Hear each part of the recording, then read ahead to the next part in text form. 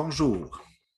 Après vous avoir présenté précédemment une vidéo qui parlait de demande de sacrement, les funérailles, les mariages, une vidéo qui a été préparée par Alex, on a eu le commentaire qu'on ne parlait pas des messes. Effectivement, ça prend une place importante de l'activité de nos paroisses.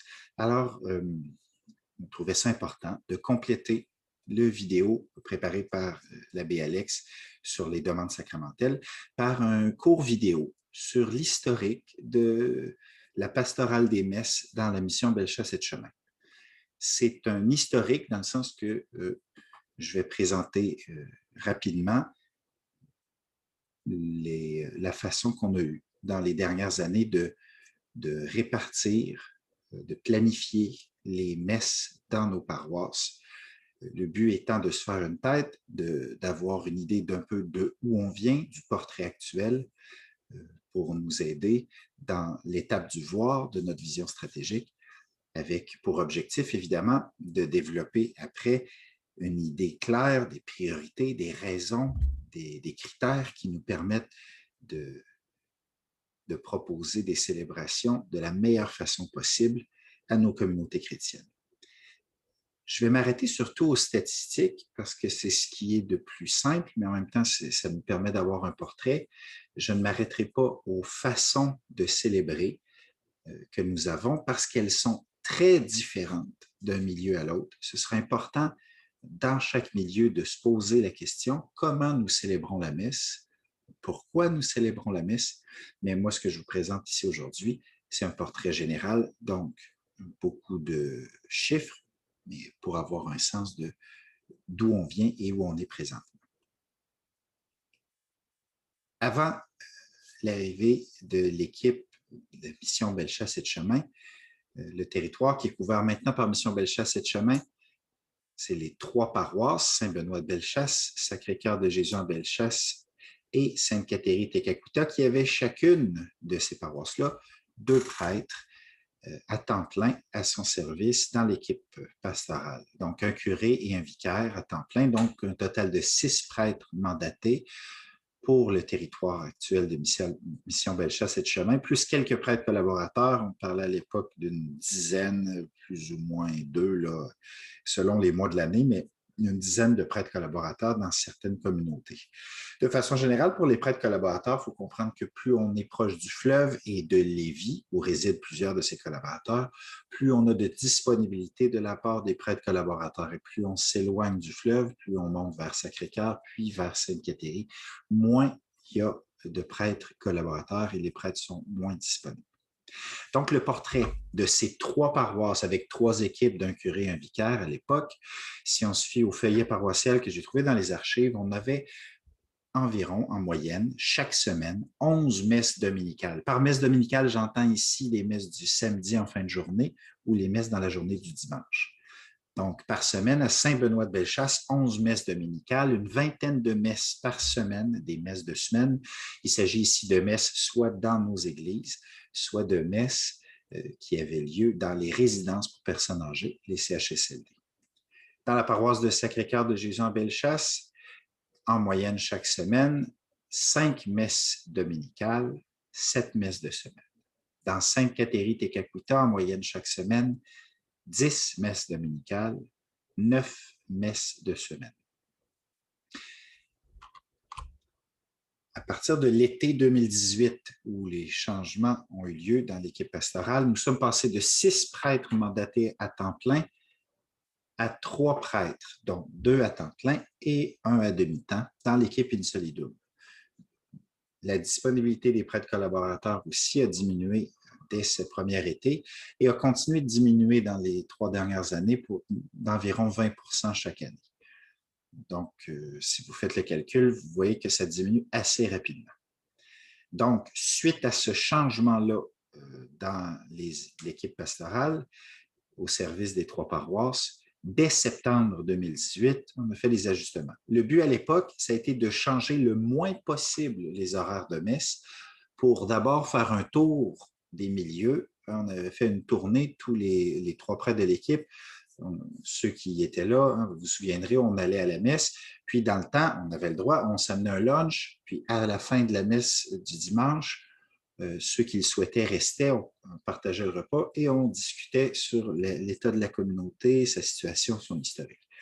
Cette tournée-là, de 29 milieux, nous avait pris à peu près 3 mois. Donc, de septembre, octobre, novembre et un morceau de décembre avec le temps des fêtes.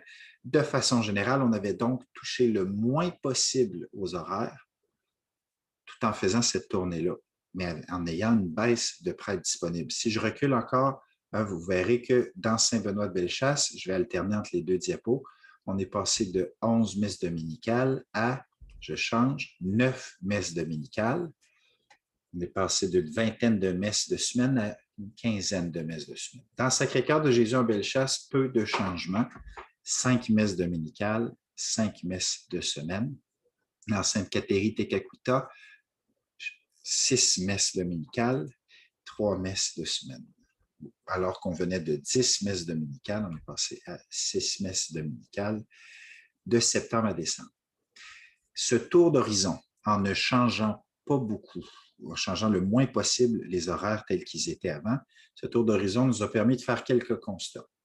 Les constats suite à cette première façon de distribuer les messes, entre 600 et 900 km de transport par semaine, par prêtre de l'équipe. Des allers-retours fréquents à cause de cette façon de faire. On avait des messes, des funérailles, des baptêmes dans les milieux, mais on passait notre temps à se déplacer entre les milieux. Car les messes et les funérailles et les baptêmes qui ont lieu à un endroit ne sont pas rapprochés dans le temps, mais on se retrouve à faire beaucoup d'allers-retours. Par exemple, on va faire 1h30 de voiture pour aller dans un milieu, on va faire une messe qui dure 1 heure, puis on va refaire 1h30 de voiture pour retourner ailleurs, alors qu'on y retourne peut-être la semaine d'après pour y vivre des baptêmes. C'est le genre de situation qui multipliait le transport qui est déjà une partie importante de notre ministère déjà. Donc, les ajustements qui nous ont paru nécessaires dès ce moment-là, c'est d'assurer qu'il y ait plus de temps entre les célébrations pour permettre de faire des combos, c'est-à-dire si j'ai un baptême à faire dans un milieu, bien, il n'est pas question d'aller faire l'aller-retour de voiture seulement pour ce baptême-là, alors que j'ai une messe qui peut être une semaine avant, une semaine après. Si le baptême et la messe dans un endroit, disons à Sainte-Germaine, ont lieu le même dimanche, hein, je peux vivre la célébration de la messe dominicale le dimanche matin, puis avoir rendez-vous une demi-heure plus tard pour vivre un baptême, puis à 1h30 pour un autre baptême, ce qui fait que dans un seul aller-retour de transport, j'aurais vécu 3 célébrations. Le but de l'espacement entre les célébrations était d'abord de permettre, c'est de synchroniser les célébrations, les funérailles, les baptêmes, les mariages, mais c'était aussi de permettre une présence plus significative. Comme on va moins souvent dans les milieux, il est plus important d'avoir du temps avant et après la célébration, parce que c'est souvent le seul moment qu'on a pour rencontrer les gens du milieu, discuter avec les gens du milieu, répondre aux questions, aborder certains problèmes. Cet espacement entre les célébrations nous a amené à ajouter une plage le dimanche à 16h, qui était très populaire, comme certains l'ont constaté. Non, ici, je fais une blague. C'était pas populaire du tout, mais c'était nécessaire. Certains milieux ont choisi d'accepter cette plage horaire qui leur permettait d'avoir plus de célébrations. D'autres milieux se le sont vus imposer, malheureusement, à cause des contraintes qu'on avait.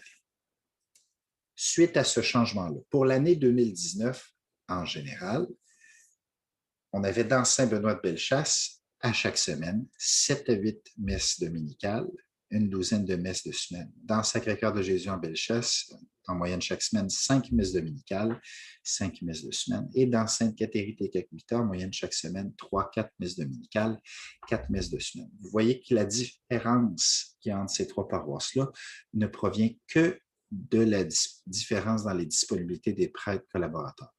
Il y a 3 prêtres sur l'équipe pastorale, 2 à temps plein, 1 à temps partiel. Les 3 prêtres sont chacun un prêtre dans une paroisse par fin de semaine. La différence vient donc seulement de prêtres collaborateurs plus disponibles dans Saint-Benoît, un peu moins disponibles dans Sacré-Cœur et encore moins disponibles dans Sainte-Catherine-Tekakwitha, où pratiquement toutes les messes sont faites par un prêtre de l'équipe pastorale. Si on ramène ça à un mois typique pour une communauté chrétienne, dans Saint-Benoît-de-Bellechasse, en général, on a 3 messes dominicales par mois et une fin de semaine où il y aura une célébration dominicale de la parole.